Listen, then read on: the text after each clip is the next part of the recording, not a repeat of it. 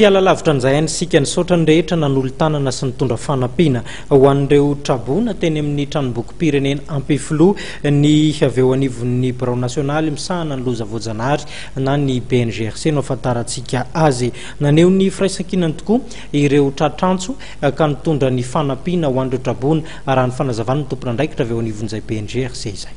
Nisaotra ireo vahoaka malagasy marobe izay nanatanteraka ny vohikava mahatratra teto amin'ny tranom-bokim-pirenena ny avy eo anivon'ny Bngrc.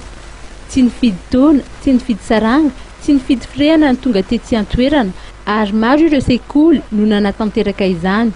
Tetsy an-toerana ihany koa ny masivoan'ny Almanina miasa sy monina eto Madagasikara. Isorana fa dia tena mavitrika tokoa ny vahoaka malagasy.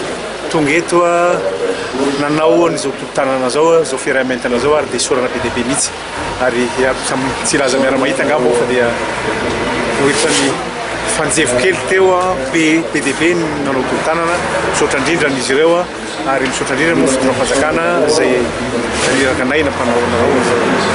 Ny rarina raha ny voalazan'ny ministry ny tedi-bola sy ny fitantanam-bola dia mba hangarahara tanteraka ny fitsinjarana ny fanampiana voaray. Ny rarina indrindra dia tena mba isy ny tena mangarahara eo amin'ny fitantanana nireny fanampiana omena ny izay olona tokony hitsinjara sy hitondra izany fanampiana izany any vitiny mihitsy. Izay ny tena zavatra tokony atao zany mba tena hanany any olona fahatokisana amintsika fa izay vola voangona dia tena mipaka tokoa any vitiny.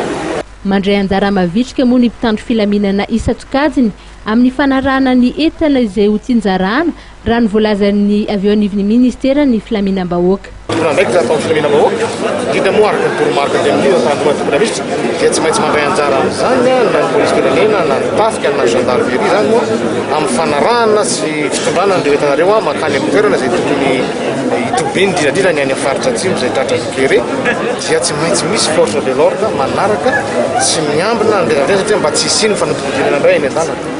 Efa nisy ny ekipa izay nanatanteraka ny fanisana na ny comptabilisation an'ireo fanampiana moa teny an-toerana androany.